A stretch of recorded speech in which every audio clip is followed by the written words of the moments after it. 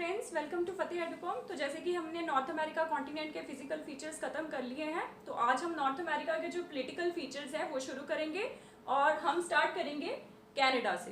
ठीक है, तो कनाडा के बारे में जो है वो हम कंप्लीटली पढ़ेंगे आज इस वीडियो में। तो सबसे पहले अगर हम कनाडा की बात करें तो area wise it is the second largest country of the world after Russia. ठीक है, तो सेकेंड लार्जेस्ट कंट्री है after Russia in the world, और इसकी जो कैपिटल है दैट इज ओटावा। यहां पे आप देख सकते हो। ठीक है, capital of Canada is Ottawa. और ये बेसिकली जो कनाडा है that is federation of former British colonies, है ना। अगर आपको पता हो तो जो मतलब जितनी भी ब्रिटेन ने कॉलोनीज बनाई थी तो Canada was one of the colony of Britain. तो ये फेडरेशन है फॉर्मर ब्रिटिश कॉलोनीज की ही। तो देखा जाए तो जितने भी बेसिकली काफ़ी स्टूडेंट्स जो हैं वो वर्ल्ड हिस्ट्री के लिए बोल रहे हैं, specially one of my favourite students Shubhra Mitra. तो बच्चे मेरा ये रीज़न है वर्ल्ड हिस्ट्री पहले ना स्टार्ट करके मैप्स करवाने का, बिकॉज अनलेस एंड अनटिल आपको मैप्स की क्लैरिफिकेशन नहीं होगी, बिकॉज काफ़ी बच्चे मैप्स खुद भी कर लेते हैं बट काफ़ी नहीं भी करते हैं। तो जब तक आप मैप्स नहीं करोगे आपको वर्ल्ड हिस्ट्री समझ में नहीं आएगा। फॉर एग्जाम्पल अगर हम यहाँ पे कॉलोनाइजेशन की ही बात कर रहे हैं तो ब्रिटेन ने जितनी भी कॉलोनीज बनाई हैं या फ्रांस ने बनाई हैं या यूएसए ने बनाई हैं या किसी कंट्री ने भी बनाई हैं, तो उसका कुछ रीज़न है। फॉरमोस्ट रीज़न रहा है इकोनॉमिक रीज़न। फॉर एग्जांपल हमने साउथ अमेरिका का मैप डिस्कस किया था। ठीक है, उसमें मैंने आपको बताया था कि टोबैको जो था वो ब्राज़ील से आया था इंडिया में। तो कैसे आया? बेसिकली क्या था, इंडिया को कॉलोनी बनाया गया था because of the economic reasons, है ना।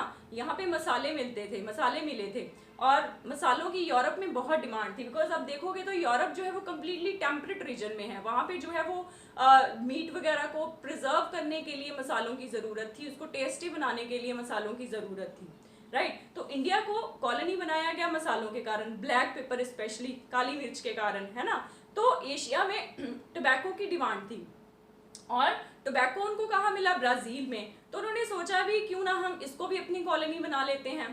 ठीक है, तो ब्रिटेन वैसे भी वो पहले जब कोलंबस आया था तो पहले उसने अमेरिका डिस्कवर किया, वेस्ट इंडीज, तभी तो नाम रखा गया उसका, है ना।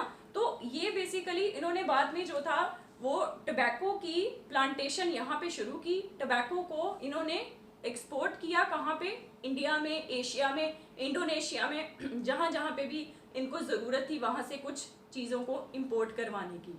ठीक है, बेसिकली क्या रीज़न था? बिकॉज जो ब्रिटेन थे उसको अपना सिल्वर और गोल्ड बचाना था, because in return of these masalas and all these things इनको अपने सिल्वर, अपना गोल्ड जो था वो वहाँ से जा रहा था। और क्योंकि टोबैको अमेरिका में इनको मिल गया तो वो सिल्वर या गोल्ड जो था उसको रिप्लेस कर दिया, बिकॉज टोबैको को अब ये वहाँ पे भेजेंगे और बदले में ये मसाले लेंगे, है ना। तो अब टोबैको की प्लांटेशन के लिए भी इनको बंदे चाहिए, बिकॉज जो लोकल वहाँ के रेजिडेंट थे वो बहुत ही इनको एक्सपेंसिव पड़ते थे। ठीक है, तो उसके चलते इन्होंने क्या किया, अफ्रीका में वहाँ से जो था वो स्लेव्स लाने शुरू किए। अब वहाँ पे क्या था, वहाँ पे रीजन्स में अफ्रीका में भी बहुत सारे मिनरल्स मिलते हैं, तो वहाँ पे डिफरेंट ट्राइबल ग्रुप्स थे। ठीक है, जो उनके बीच में अपनी एक रेस लगी हुई थी चीफ्स के बीच में। ठीक है, तो वो क्या किया उन्होंने, जो ब्रिटेन था उन्होंने उनको गन सप्लाई किए, राइट, कि हम आपको जो है वो हथियार सप्लाई करेंगे और बदले में आप जो है कि हम आपको आपके राइवल्स के साथ लड़ने में असिस्ट करेंगे, तो बदले में आप जो है हमें स्लेव्स दोगे। तो वो ऐसे ही करते थे, उनको स्लेव्स देते थे बदले में। तो वहाँ पे एक, जब आप अफ्रीका का मैप देखोगे वहाँ पे एक स्लेव कॉस्ट भी है। बहुत सारे स्लेव्स वहाँ से लाए जाते थे शिप्स में, मतलब ठूस ठूस के उनको भरा जाता था। अद्धे तो बेचारे जो थे वो पानी में मर जाते थे, जो पहुंचते थे उनके साथ भी जानवरों जैसा सलूक करते थे। उनकी जो छाती थी उनके ऊपर स्टैम्प के साथ उनका नाम जो था वो गुंदवाया जाता था उनके ऑनर का। ठीक है, तो जानवरों की तरह उनसे काम लिया जाता था। तो ऐसे फिर स्लेव्स को लाया गया यहाँ पे। मतलब अमेरिका में जितने भी आपको नीग्रोज मिलेंगे, ठीक है, तो ब्लैक पीपल मिलेंगे, तो वो जनरली उन्हीं लोगों के डिसेंडेंट्स हैं जिनको स्लेव्स के फॉर्म में यहाँ पे लाया गया था। ठीक है, तो ये कॉलोनाइजेशन ऐसे हुआ धीरे धीरे। मतलब फॉरमोस्ट जो रीजन रहा है वो इकोनॉमिक रीजन ही रहा है।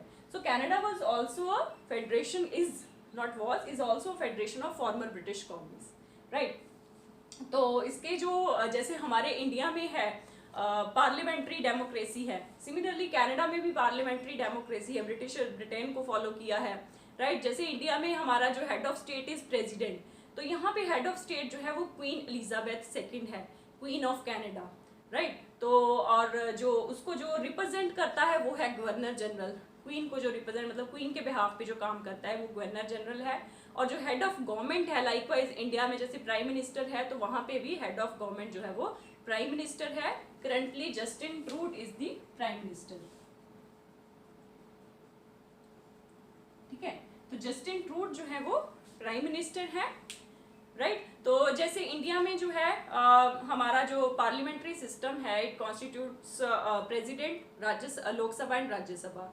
तो वैसे ही कनाडा में जो है वो है head of state, house of Commons and senate, right. और इसमें जो लेवल्स ऑफ गवर्नमेंट है वो है फेडरल, प्रोविंशियल एंड म्यूनिसिपल। तो लाइकवाइज ऐसे मतलब काम जो है वो एलोकेट होता है। तो ये तो हो गया इनका पॉलिटिकल स्ट्रक्चर। अब प्रोविंसेस की बात करते हैं। ज्योग्राफिकली हम कनाडा को 5 रीजन्स में डिवाइड कर सकते हैं। सबसे पहला है अटलांटिक प्रोविंसेस,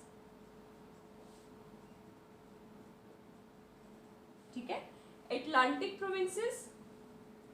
दूसरा है आपका सेंट्रल कनाडा,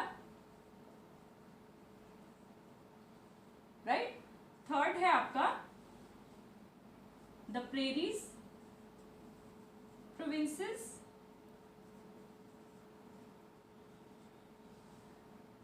फोर्थ है आपका वेस्ट कोस्ट, जिसमें सिर्फ ये ब्रिटिश कोलंबिया आता है। और फिफ्थ है आपका नॉर्दर्न टेरिटरीज, ये वाला रीजन। अभी करते हैं हम, आपको इनकी जो कंट्रीज है वो वैसे ही याद हो जाएंगी। अटलांटिक प्रोविंसेस, अगर आप देखो कनाडा जो है इसके जो फ्रंटियर्स हैं तीनों साइड पे जो है वो ओशियन लाई करता है। On the west side there is Pacific Ocean, on the northern side this is here is Arctic Ocean, and on the eastern side there is Atlantic Ocean। तो जब हम अटलांटिक प्रोविंसेस की बात करते हैं तो जितने भी प्रोविंसेस हैं यहाँ पे, जैसे कि सबसे पहले है न्यू फाउंडलैंड एंड लेब्राडोर, ये आप लिखते चलना साथ साथ, न्यू फाउंडलैंड एंड लेब्राडोर। दूसरा है यहाँ पे Prince Edward islands, Prince Edward islands. तीसरा है यहाँ पे नोवा स्कोशिया, और fourth one is new Brunswick, new Brunswick, ठीक है। सो ये आ गया आपका new फाउंडलैंड and Labrador, Prince Edward island, Nova Scotia and New Brunswick. तो ये आ गया आपकी अटलांटिक प्रोविंसेस। उसके बाद हम बात करते हैं सेंट्रल कनाडा की। अभी मैं इनके बारे में भी आपको बताऊंगी। सेंट्रल कनाडा में आपका आ जाता है ये Quebec and Ontario, Quebec and Ontario.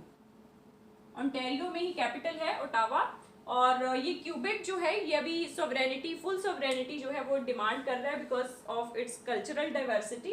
And यहाँ पे जो था रिफरेंडम भी करवाया गया था, सिर्फ 1% मार्जिन के साथ जो था ये रेफरेंडम लॉस कर गए। अदरवाइज ये फुल ऑटोनॉमी नहीं, सोवरेनिटी जो है ये डिमांड कर रहा है क्यूबेक जो है। और यहाँ पे बेसिकली वर्ल्ड में आपको अगर पता हो तो फ्रेंच जो है वो सबसे ज़्यादा पेरिस में बोला जाता है नंबर 1 पे, तो यहाँ पे नंबर 2 है क्यूबेक फ्रेंच स्पीकिंग में।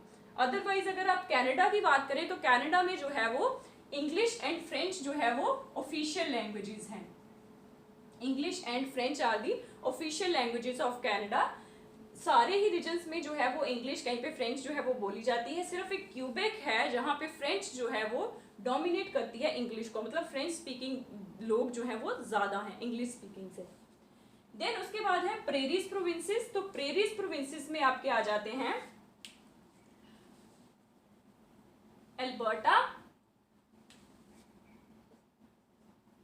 मैनिटोबा, सस्कैचुअन, मैं ऐसे से लिखूंगी साथ में, ठीक है, Saskatchewan and Alberta,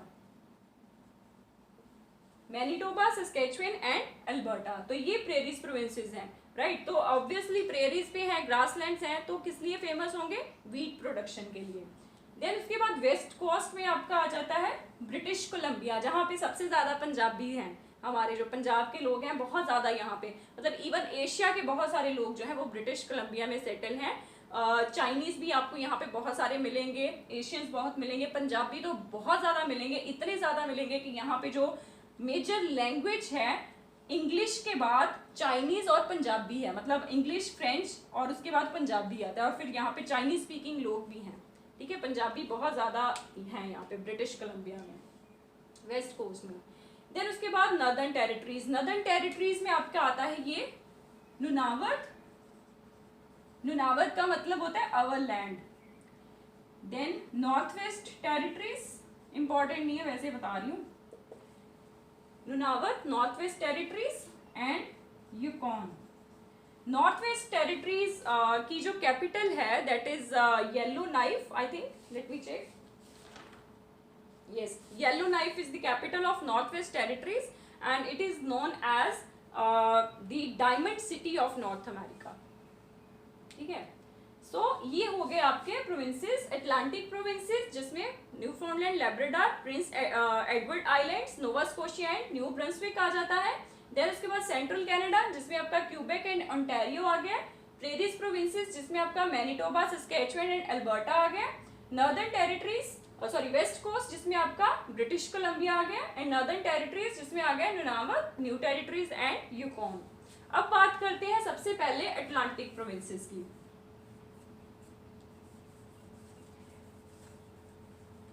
Atlantic provinces में बच्चे जो न्यू फाउंडलैंड एंड लैब्राडोर है, those are famous for fishing grounds. जैसे कि मैंने आपको बताया था कि यहाँ से जो है वो लैब्राडोर, कोल्ड लैब्राडोर करंट जो है वो वार्म गुल स्ट्रीम के साथ मिलता है, और थोड़ी यहाँ की जो लोकेशन है वो भी ऐसे शेप हो जाती है, इसकी के जो न्यूट्रिएंट्स हैं वो ऊपर आ जाते हैं, और यहाँ पे बहुत ज़्यादा फर्टाइल फिशिंग ग्राउंड्स जो है वो बनती हैं।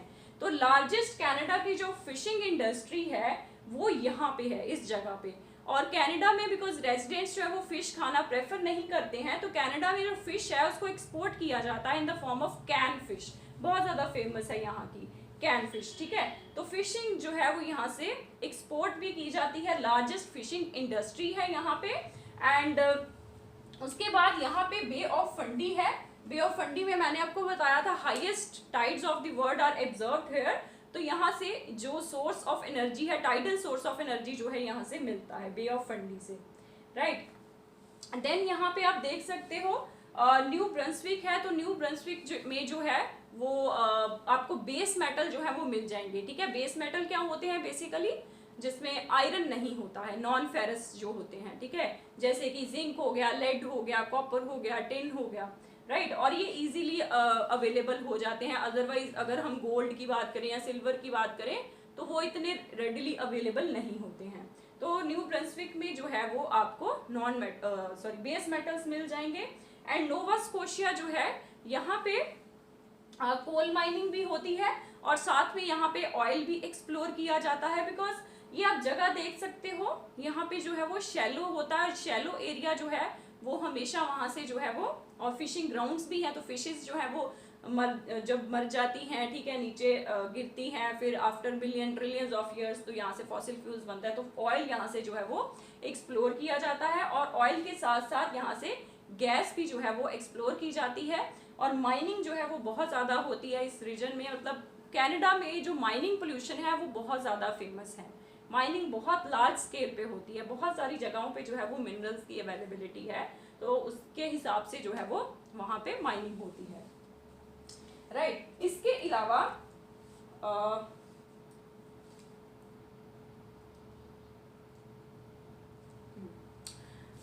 ये जो न्यू फाउंडलैंड है यहाँ पे आयरन जो है वो बहुत ही ज़्यादा अबंडेंस में मिलता है।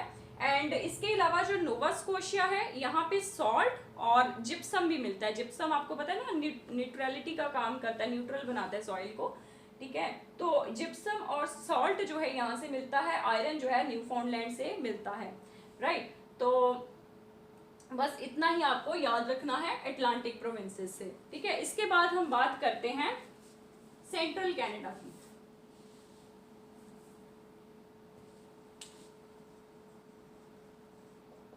सेंट्रल कनाडा में बेसिकली आता है क्यूबेक एंड दूसरा आता है ओंटारियो, इंटेरियो में there is a city Toronto. Toronto जो है, हमारे बहुत सारे पंजाबी भी हैं यहाँ पे टोरंटो में, तो टोरंटो जो है this is the largest city of Canada, largest city of Canada Toronto. और क्यूबेक के बारे में मैं आपको बता चुकी हूँ कि ये जो है ये डिमांड कर, और यहाँ पे भी आयरन मिलता है, ठीक है। अदर देन न्यू फाउंडलैंड, क्यूबेक में भी जो है वो आयरन मिलता है, यहाँ पे निकल भी मिलता है। और लार्जेस्ट सिटी जो है Toronto, that is in Ontario, Canada की लार्जेस्ट सिटी है, राइट। तो क्यूबेक के बारे में मैंने आपको बता दिया कि ये फुल सॉवरेनिटी डिमांड कर रहे हैं, रेफरेंडम भी हुआ था यहाँ पे, but they people lost it, right. और यहाँ पे मेनली फ्रेंच स्पीकिंग है, ठीक है। सेकंड नंबर पे है वर्ल्ड के largest French speaking after Paris, right. Then इसके अलावा यहाँ पे जो क्यूबेक है, ठीक है, Quebec is also the main source of paper and pulp, right. Canada में बेसिकली टिम्बर जो है वो बहुत मिलता है, और सॉफ्ट वुड टिम्बर है, बिकॉज टेम्परेट रीजन में भी है, तो सॉफ्ट वुड टिम्बर जो है वो मिलता है। अगर हम इंडिया की बात करें तो इंडिया में जो है वो हार्ड वुड मिलती है। सॉफ्ट वुड बेसिकली जो है वो पेपर इंडस्ट्री में काम आता है, तो इंडिया जो है वो बहुत ज़्यादा पेपर जो है वो इम्पोर्ट कराता है, बिकॉज यहाँ पे हमारे सॉफ्ट वुड नहीं है, राइट। सिर्फ और सिर्फ कुछ एक रीजन है, जैसे हिमाचल प्रदेश वगैरह में, उसको छोड़ के जो है अदर देन दोज रीजन्स सिर्फ और सिर्फ हार्डवुड है जो कि फर्नीचर बनाने के काम आता है। तो क्यूबेक में जो है वो पेपर एंड पल्प इंडस्ट्री है यहाँ पे, राइट। और इसके अलावा इस रीजन में, दैट इज सेंट्रल कनाडा में, आपको जो है वो मिल जाएंगे, निकल मिल जाएगा, यूरेनियम मिल जाएगा, ठीक है, आयरन मिल जाएगा, और गोल्ड मिल जाएगा, सिल्वर मिल जाएगा, जिंक मिल जाएगा, ठीक है। जिंक और लेड जहां पे भी आएंगे ये इकट्ठे ही आएंगे। और कनाडा जो है that is the largest producer of zinc, number 1 पे है, और ऑस्ट्रेलिया जो है ये नंबर 2 पे है जिंक की प्रोडक्शन की बात करें। और वहीं अगर हम लेड की बात करें तो ऑस्ट्रेलिया जो है नंबर 1 पे है, और कनाडा जो है वो नंबर 2 पे है लेड की प्रोडक्शन में, ठीक है। बाकी यहाँ पे कॉपर भी मिलता है, बट बाकी जितने भी मैंने आपको मेटल्स बताए हैं, जिंक है, लेड है, निकल है, ठीक है, सभी में जो ये सेंट्रल कनाडा रीजन है ये नंबर 1 पे है। सिर्फ और सिर्फ कॉपर प्रोडक्शन में ये रीजन नंबर 2 पे है, बिकॉज नंबर 1 पे जो है वो ब्रिटिश कोलंबिया में है। मतलब मेजर कॉपर प्रोड्यूसिंग जो प्रोविंस है कनाडा का, that is British Columbia, right. Then इसके बाद हम बात करते हैं अल्बर्टा, सस्कैचुअन एंड मैनीटोबा की, जो कि थर्ड रीजन है, दैट इज द प्रेरीज।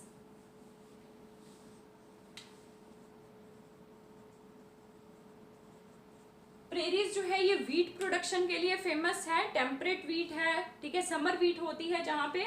और सस्कैचुअन जो है ये नंबर 1 वीट प्रोड्यूसिंग एरिया है, और इसके साथ साथ सस्कैचुअन में जो पोटाश है ये वर्ल्ड में नंबर 1 प्रोड्यूसर भी है और एक्सपोर्टर भी है सस्कैचुअन, ठीक है, पोटाश का। तो ये इसकी स्पेशलिटी है। और मैनीटोबा में जो है यहाँ पे निकल पाया जाता है, राइट। देन उसके बाद अल्बर्टा की बात करें तो अल्बर्टा को fossil fuel store house of Canada बोला जाता है। यहाँ पे oil, both conventional and non conventional oil यहाँ पे मिलता है, ठीक है। यहाँ कनाडा का tar sand ऑयल बहुत ज्यादा फेमस है, बहुत ही विस्कस ऑयल होता है, and without using any technique ये सरफेस पे आ जाता है। कभी नेट पे चेक करना tar sand ऑयल, तो जिसकी वजह से अल्बर्टा जो है इसको store house, fossil fuel store house of Canada बोला जाता है।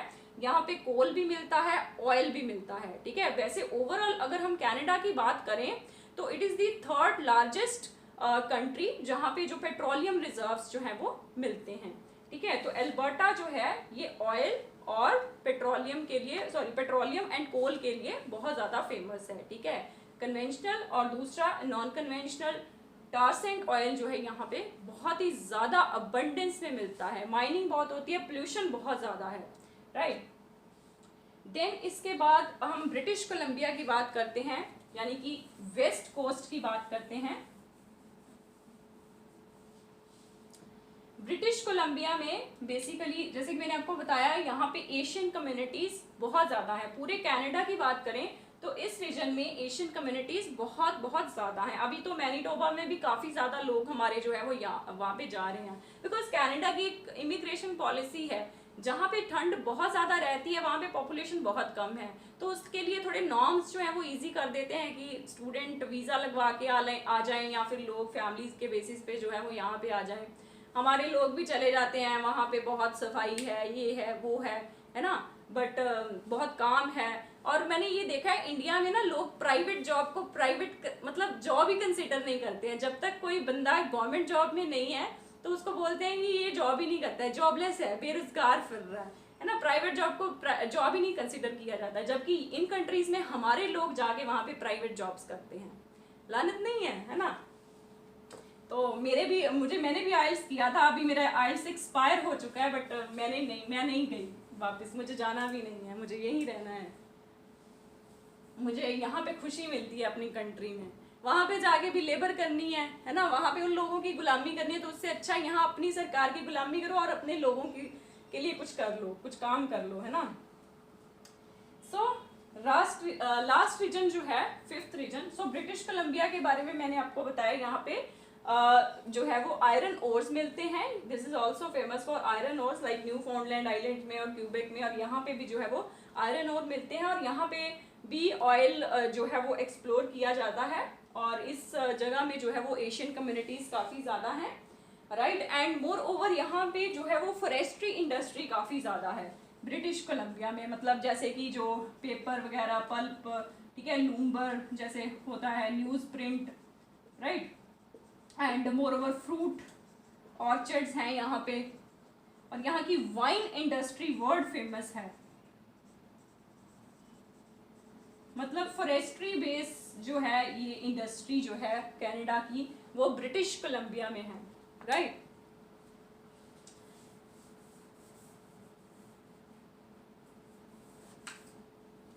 देन उसके बाद बात करते हैं लास्ट रीजन की, that is Northern territories.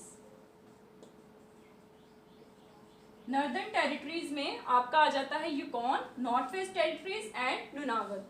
North West Territories में मैंने आपको बता दिया, यहाँ के जो येलो नाइफ है उसको diamond city of North America बोलते हैं, और diamond capital of North America बोलते हैं।